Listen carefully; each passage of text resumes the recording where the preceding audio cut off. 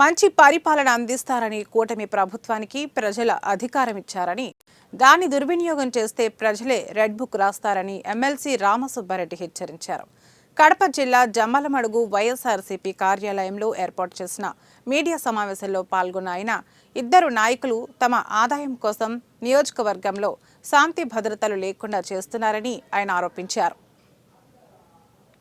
ఆర్టీపీలో వచ్చే డిఎస్పీ అక్కడే కూర్చున్నాడు. ఇదేం తీర్చలేని సమస్యనా?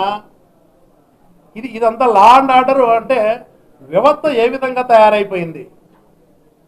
ఒక వ్యక్తులు సృష్టించినటువంటి వాళ్ళ ఆదాయాల కోసం, ఒక వ్యక్తులు ప్రజల అధికారాన్ని ఇచ్చే వాళ్ళ ఆదాయాల కోసం చేస్తున్నటువంటి కార్యక్రమం ఇది. దానికి పెద్ద మందా వస్తుంది. అదే నేను చెప్పింది. దౌర్జన్యం చేసే వాళ్లకు రెవెన్యూ పోలీస్ వ్యవస్థలు కూడా అండగా ఉండే విధంగా ఉన్నాయి తప్ప సామాన్య మానవుడు వెళ్ళి చెప్పుకోలేని పరిస్థితులలో లా అండ్ ఆర్డర్ ఇక్కడ దమ్మలోడులో తయారైందని చెప్తున్నా నేను. అంతే కదా? వాళ్ళు ఏం చెప్తున్నారు? అంత బందోబస్తు పెట్టేదానికి మహాత్మలాగా ఏదైనా కార్యక్రమం చేస్తున్నారా?